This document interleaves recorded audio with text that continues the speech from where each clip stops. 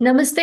Good afternoon. स्वागत है आपका आईबीटीवी पर। मैं हूं प्रिया जोशी और हम लाए हैं आज सबसे पहले मार्केट की बात करेंगे और आज का विषय होगा ईवी मार्केट, जो कि ग्रोइंग सेक्टर है इस वक्त भारत में।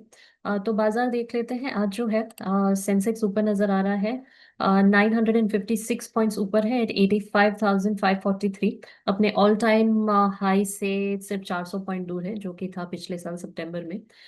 निफ्टी 50 300 पॉइंट्स ऊपर है at 26,184। Active stocks at this hour: Bharti Airtel, Reliance, HDFC bank, SBI, Bajaj finance. Top five gainers: JSW steel, Adani port, Bajaj finance, Bajaj Finserv and HDFC life. Top losers इस वक्त है Bharti Airtel and SBI life insurance. आज जो है सुबह से हम देख रहे हैं कि बाजार ऊपर है और मेन कारण जो है वो ये है कि नेक्स्ट मंथ फेडरल रिजर्व की जो मीटिंग होगी उसमें रेट कट की पूरी संभावना है। तो इसके कारण हम देख रहे हैं कि मार्केट ऊपर है। फेड रेट कट ऑप्टिमिज्म है और इसके अलावा जो है एफआईआई बाइंग भी नजर आ रहा है। तो इस कारण से बाजार हम ऊपर देख रहे हैं। तो ये बाजार के बारे में रहा। अब हम बात करते हैं। आज का जो हमारा विषय है वो ईवी मार्केट को लेकर है। ईवी मार्केट जो है वो काफी ऊपर है। सेक्टर जो है वो ग्रोइंग है। सेल्स जो है ईवी के वो बढ़ रहे हैं, चाहे वो इलेक्ट्रिक कार्स हो या इलेक्ट्रिक टू व्हीलर हो। तो भारत सरकार ने हाल ही में इलेक्ट्रिक व्हीकल उद्योग को बढ़ावा देने के लिए कई नई नीतियां और योजनाएं लागू की हैं। इन नीतियों में उत्पादन और निर्माण से जुड़ी कंपनियों को विशेष प्रोत्साहन दिए जा रहे हैं। इसका सीधा लाभ उन कंपनियों को मिलेगा जिनके पास भारत में ही उत्पादन केंद्र है और जिनकी सप्लाई चेन जो है वो मजबूत है। तो कौन कौन सी कंपनियां हैं जिन्हें लाभ होगा, कौन कौन सी कंपनियां लाभ में रहेंगी? सबसे पहले है टाटा मोटर्स। टाटा मोटर्स भारत की सबसे बड़ी ऑटोमोबाइल कंपनियों में से एक है। इनके पास अलग से इलेक्ट्रिक व्हीकल विभाग है और भारत में ही उत्पादन केंद्र मौजूद है। सरकार की नई योजनाओं से टाटा मोटर्स को बड़ा लाभ होगा। इनके पास इलेक्ट्रिक कारें और इलेक्ट्रिक बसें दोनों हैं, जो सरकार की प्राथमिकताओं से मेल खाती है। बजाज ऑटो जो है दूसरी कंपनी है। बजाज ऑटो अपनी इलेक्ट्रिक टू व्हीलर, स्कूटर और बाइक का प्रोडक्शन और डिस्ट्रीब्यूशन नेटवर्क तेजी से बढ़ा रहा है। सरकार की अ, सब्सिडी और योजनाओं जैसे पीएम ई ड्राइव से इन्हें बड़ा फायदा मिलेगा। आने वाले समय में इलेक्ट्रिक टू व्हीलर की मांग और बढ़ेगी, जिससे बजाज को मजबूत स्थिति मिलेगी। उसके बाद नेक्स्ट कंपनी है अशोक लेलैंड। यह कंपनी मुख्य रूप से इलेक्ट्रिक बसें और ट्रक बनाने पर ध्यान देती है। सरकार की सब्सिडी और योजनाएं इनके लिए मददगार साबित होंगी, खासकर सार्वजनिक परिवहन और इलेक्ट्रिक बनाने और ढांचा बढ़ाने में अशोक लेलैंड की भूमिका अहम होगी।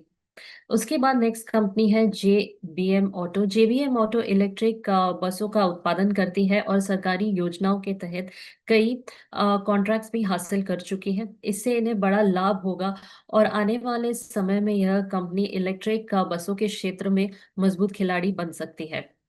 नेक्स्ट कंपनी है हायुंडई और टोयोटा। ये विदेशी कंपनियां भी भारत में अपने उत्पादन केंद्र पर इलेक्ट्रिक वाहन बनाने की योजना बना रही है। सरकार की नई नीतियां इन्हें भारत में निवेश और उत्पादन बढ़ाने के लिए प्रेरित कर रही है।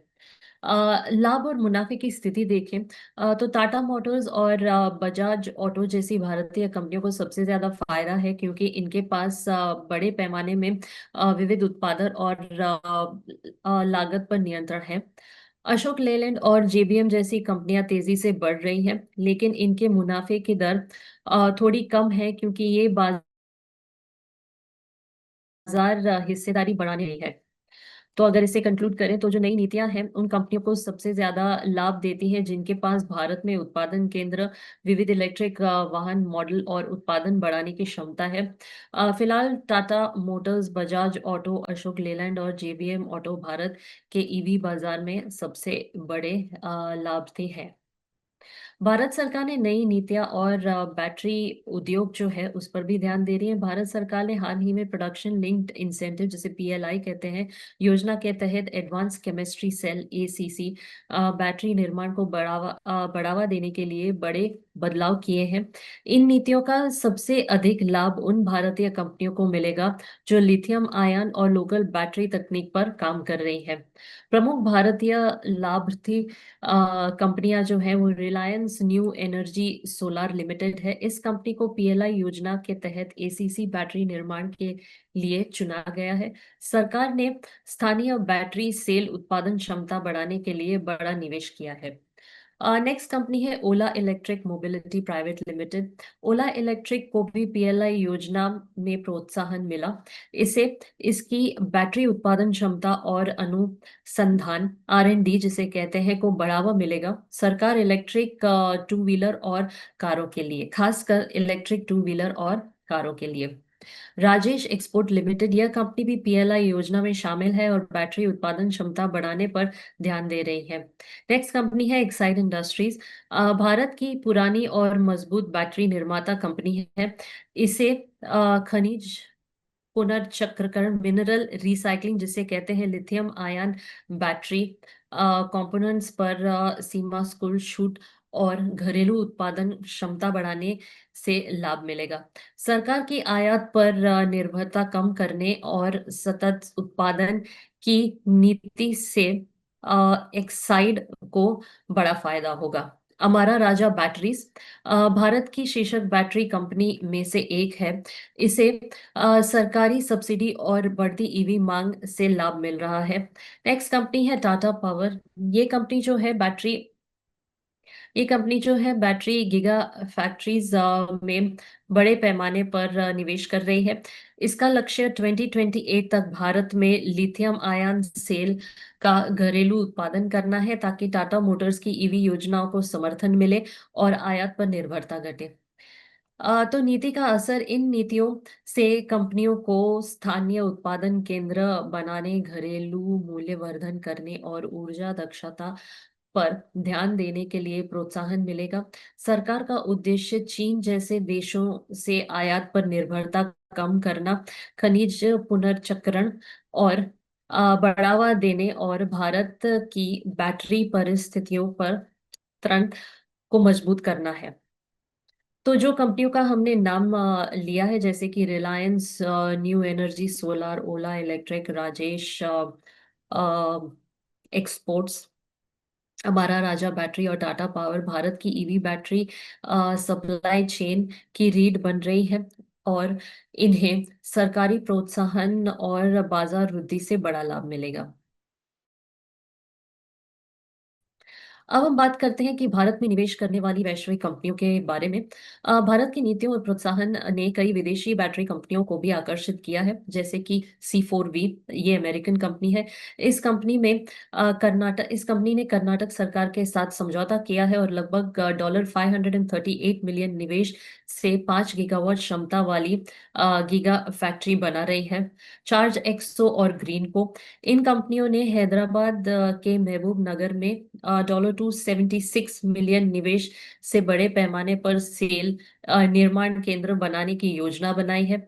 इंटरनेशनल बैटरी कंपनी, इस कंपनी ने $35 मिलियन की फंडिंग जुटाई है और बेंगलुरु में 50 मेगावाट क्षमता वाला संयंत्र बना रही है। जापानी कंपनियां सुजुकी, तोशिबा और डेंसो भारत की उदार विदेशी निवेश नीति के तहत ये कंपनियां भी निवेश बढ़ा रही हैं। सुजुकी ने गुजरात में लगभग $914 मिलियन निवेश से लोकल बैटरी स्थापित की है। अन्य वैश्विक साझेदारियां जर्मनी, कोरिया, जापान और अमेरिका की कंपनियों जैसे दूर, सीमेंस और स्टोर डॉट भी भारत की बैटरी पारिस्थितिक तंत्र में योगदान दे रही हैं। ओला इलेक्ट्रिक ने स्टोर डॉट की तकनीकी से तकनीकी में निवेश किया है ताकि भारत में लोकल बैटरी बनाई जा सके। रिलायंस इंडस्ट्री यह कंपनी लगभग ₹150 अरब यानी 1.8 बिलियन डॉलर निवेश कर रही है ताकि वैश्विक साझेदारों के साथ मिलकर भारत में एकीकृत एसीसी बैटरी निर्माण सुविधा बनाई जा सके। तो अगर इसे कंक्लूड करें तो भारत की नीति और प्रोत्साहन वातावरण ने C4V चार्ज एक्सो ग्रीन को आईबीसी और जापान कंपनियों जैसे सुजुकी, तोशिबा, डंसो जैसी वैश्विक कंपनियों को आकर्षित किया है। साथ ही भारतीय कंपनियां भी वैश्विक तकनीकी साझेदारों के साथ मिलकर गीगा फैक्ट्रीज और बैटरी सप्लाई चेन बना रही है। इन प्रयासों से भारत एक वैश्विक ईवी बैटरी निर्माण केंद्र बनाने की ओर बढ़ रहा है। तो ये जानकारी थी इलेक्ट्रिक व्हीकल सेक्टर के बारे में कि इस सेक्टर में हम कितना प्रोग्रेस कर रहे हैं और काफी हम प्रोडक्शन पे, मैन्युफैक्चरिंग पे और खासकर इन्वेस्टमेंट पर ध्यान दे रहे हैं। तो आशा करते हैं कि आपको ये जानकारी पसंद आई होगी। अगर आप किसी भी आज जो हमने कंपनीज के नाम लिए हैं, अगर आप इसमें इन्वेस्ट करना चाहते हैं तो अपनी तरफ से एक जांच जरूर कीजिएगा, एक्सपर्ट एडवाइस लीजिए और इन्वेस्ट जरूर कीजिए, क्योंकि ईवी सेक्टर जो है ये एक बढ़ता सेक्टर है और फ्यूचर इसी में है। तो thank you so much for joining us today. कल ऐसे ही हम किसी सेक्टर के बारे में दोबारा बात करेंगे और बाजार की खबर भी देंगे। Thank you so much for joining us today. नमस्ते।